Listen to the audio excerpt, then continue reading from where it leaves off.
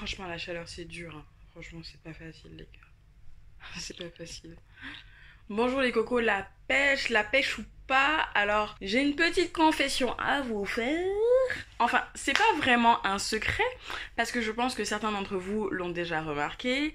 Le déconfinement m'a permis de réaliser un rêve, quelque chose que j'ai toujours eu envie de faire dans la vie. Bon, j'exagère un peu quand même en disant ça, mais je me suis enfin décidée à me faire tatouer. J'en ai fait 3 d'un coup, et oui, une grosse thug, hein, je suis une voyou moi. Je me suis dit foutu pour foutu Madina, autant que t'en fasses 3 d'un coup. Franchement, je voulais m'en faire plus, après je me suis dit n'exagère pas. N'oublie pas de t'abonner à ma chaîne YouTube si ce n'est pas déjà fait. Qu'est-ce que tu attends pour t'abonner à ma chaîne YouTube? Ça me fait énormément plaisir de voir le nombre d'abonnés qui grimpe.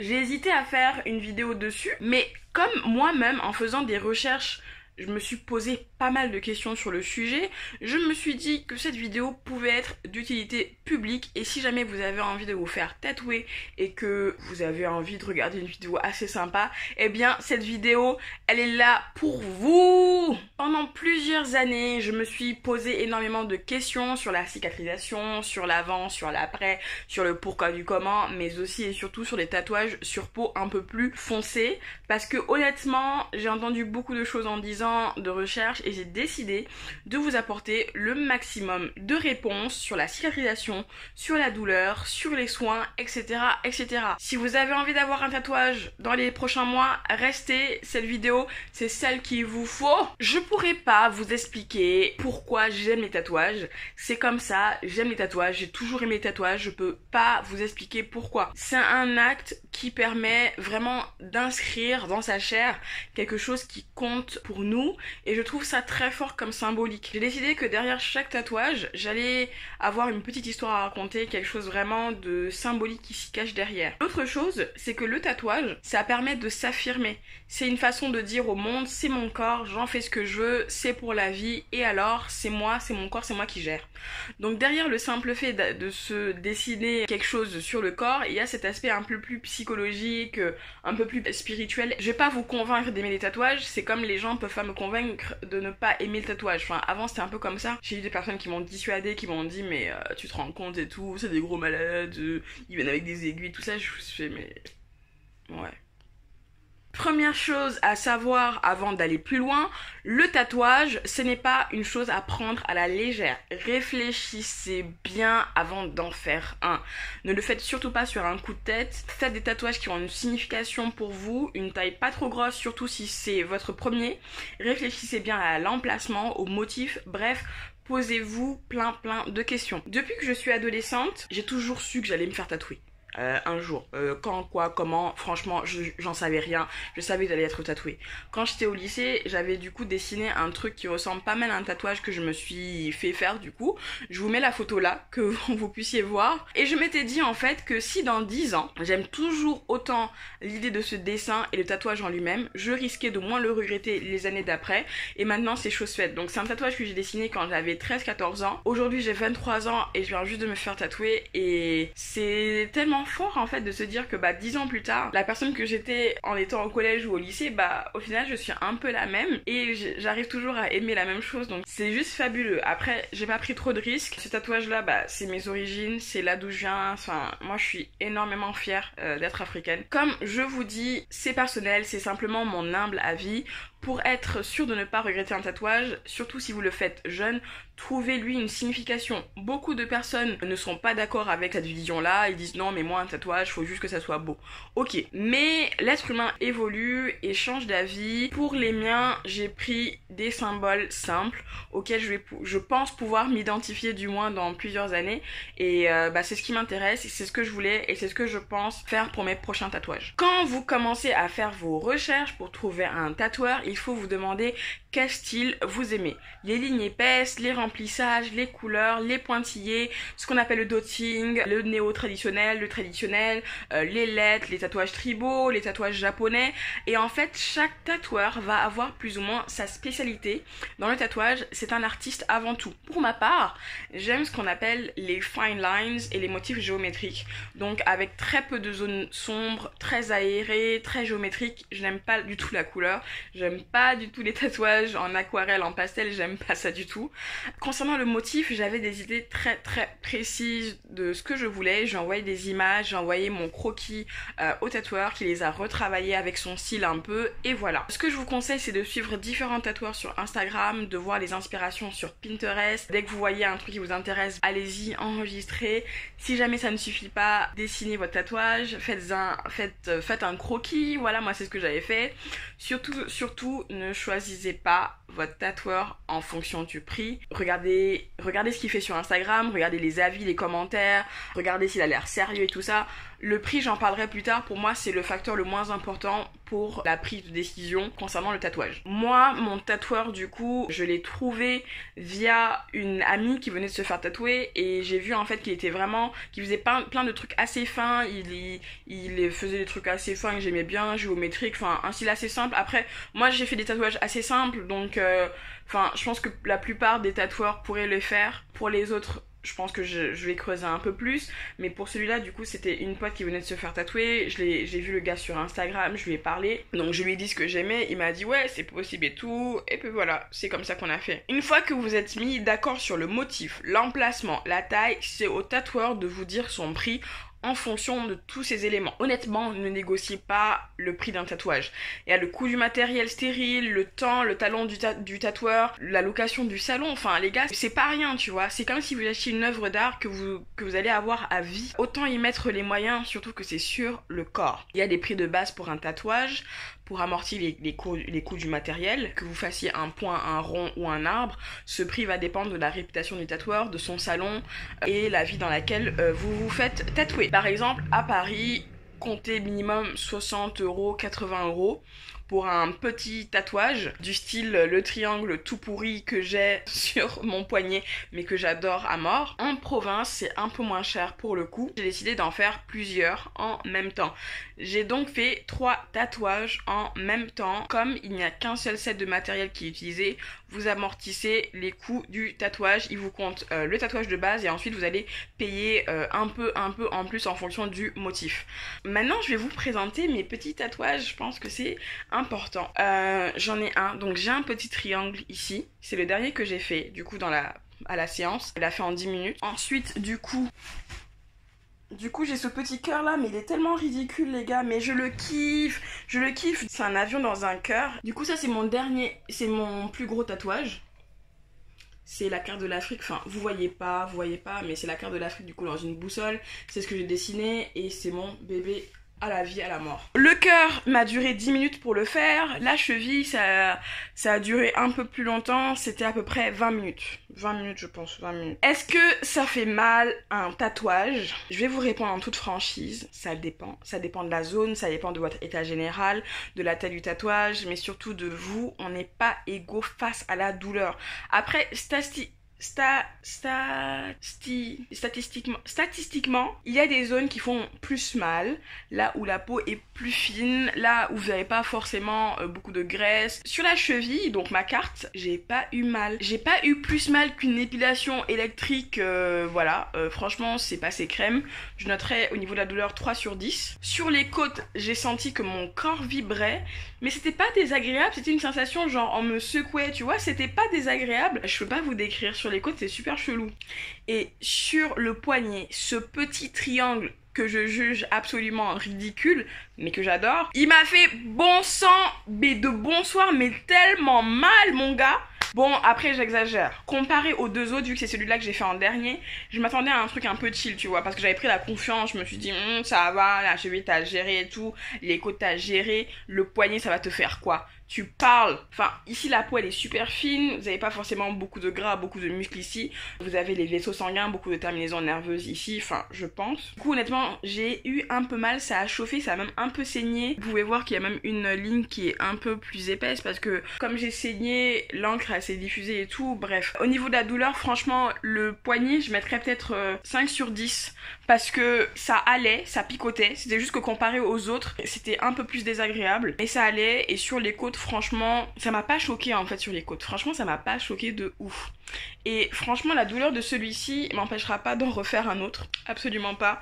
J'ai plein d'autres idées, après de toute façon je suis toujours dans des tatouages qui sont assez petits, assez aérés, pas beaucoup de remplissage, donc niveau douleur c'est pas quelque chose qui me fait peur. Maintenant que votre tatouage est fait, il va falloir s'en occuper.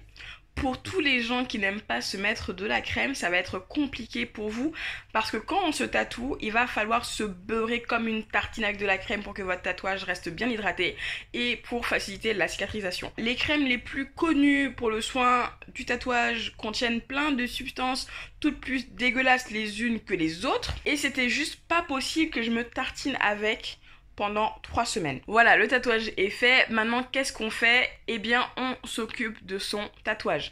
Tu vas devoir hydrater et nourrir ta peau pour faciliter la cicatrisation. Je m'étais renseignée un peu sur le sujet et la plupart des tatoueurs conseillent de la Biafine qui est une crème super épaisse. Franchement, j'ai jamais utilisé de la Biafine de ma vie. Je touche du bois. Donc c'était en mode Biafine par-ci, Cicaplast par-là, nanana, des crèmes de pharmacie. Le problème avec ces crèmes, c'est pas que ça marche pas. Je dirais pas que ça marche pas, parce qu'il y a plein de gens qui ont utilisé ça, qui ont toujours utilisé ça, qui ont jamais eu de problème. Le problème, c'est que c'est de la paraffine en tube. La paraffine qui est un dérivé d'hydrocarbures, donc dérivé du pétrole, occlusif pour la peau et pas très biodégradable. Franchement, j'étais pas bien à l'idée de me mettre ça sur le corps. On m'a toujours dit qu'il fallait écouter les conseils de son tatoueur. J'ai demandé à mon tatoueur s'il ne connaissait pas d'alternative naturelle pour le tatouage. Il m'a dit non. Bon, comme c'était mes premiers tatouages, j'avais pas envie de faire n'importe quoi. J'ai quand même acheté le kit tatouage vendu par le salon de tatouage, donc qui est le kit Easy Tattoo. C'était 10 €, je me suis dit vas-y achète. Après ce que j'ai fait en fait, c'est que j'ai lu les ingrédients. Je me suis mise comme ça, les gars, j'ai lu les ingrédients. Et j'ai vu sodium laureth sulfate, j'ai vu dérivé du pétrole, j'ai fait that's not even possible, like that's not even possible. Ça va à l'encontre de mes principes. Comment vous voulez aujourd'hui que moi je me tartine de la paraffine sur mon corps hein? C'est pas possible, donc je ne l'ai pas fait, même s'il est pas green de toute façon.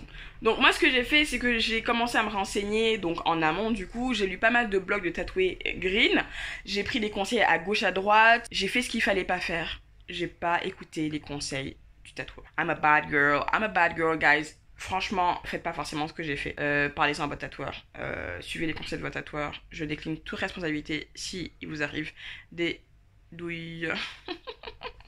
Comme rien n'arrête Fantasia, j'ai commencé à regarder les meilleurs tutos de baume pour tatouage et j'ai concocté ma propre recette magique.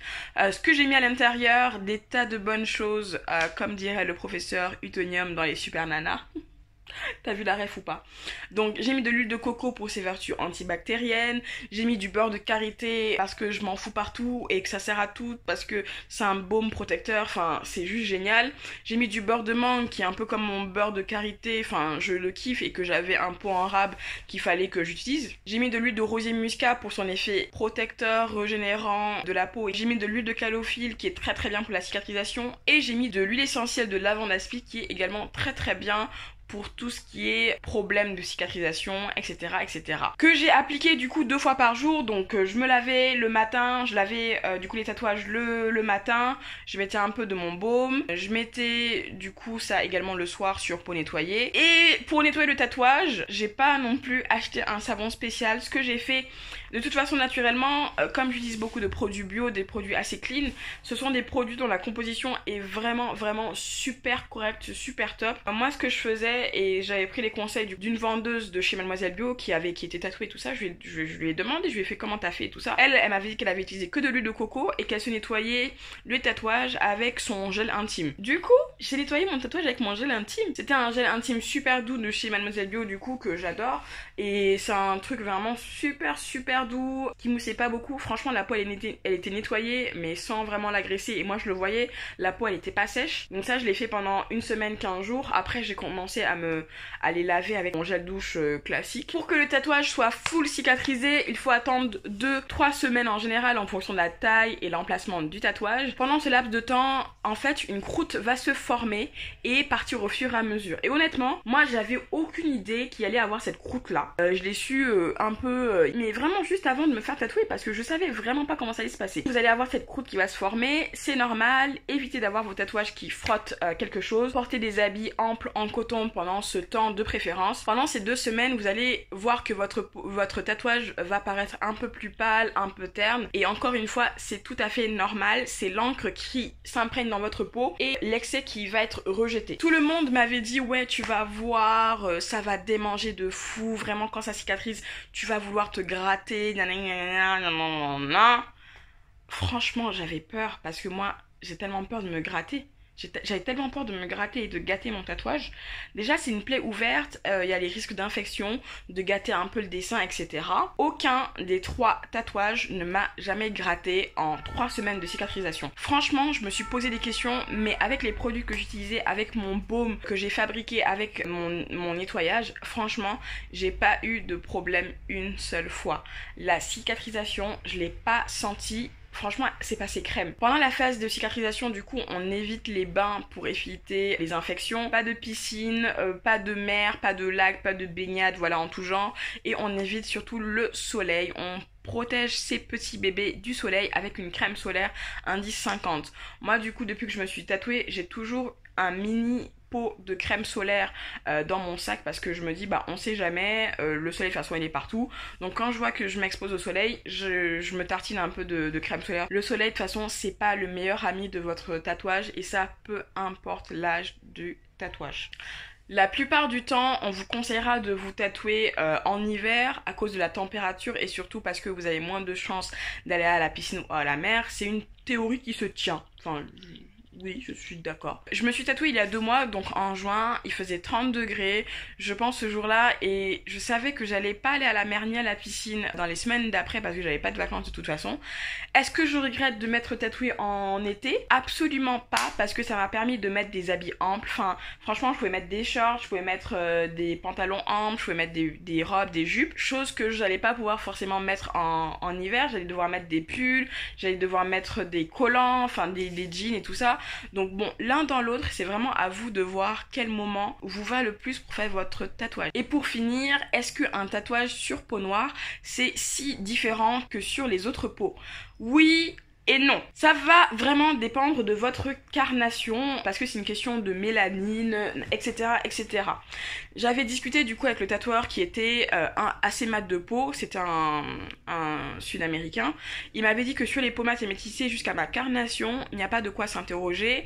Le tatouage tient très bien, il n'y a pas de souci, je pouvais y aller. Par contre, sur les peaux noires un peu plus foncées, il y a plus de paramètres à prendre en compte et je vous conseille d'aller voir votre tatoueur, de lui en parler, de dire bah voilà moi j'ai ma peau elle est foncée, ça se passe comment? Demandez-lui, n'ayez pas peur, dites-lui t'as déjà tatoué des peaux foncées, ça se passe comment? Si vous êtes foncé et que vous voulez un tatouage coloré, je suis pas sûre que ça soit vraiment la meilleure idée parce que les pigments colorés ne seront pas aussi visibles que sur une personne blanche de peau, parce que comme je vous dis bah plus on est foncé, plus on a de la mélanine et la mélanine en fait va absorber les pigments. Même un tatouage noir de toute façon, la mélanine au fil du temps va avoir tendance à un peu absorber l'encre si je puis dire. Si vous êtes foncé de peau, je vous conseille vraiment d'aller sur un tatouage à l'encre noire classique et d'en parler à votre tatoueurs. Cette vidéo est finie, j'espère qu'elle vous servira si jamais vous avez envie de vous faire un tatouage dans les prochains mois ou tout simplement que vous êtes curieux de ce procédé. N'oubliez pas que le tatouage n'est pas un acte à prendre à la légère, pensez-y, réfléchissez-y,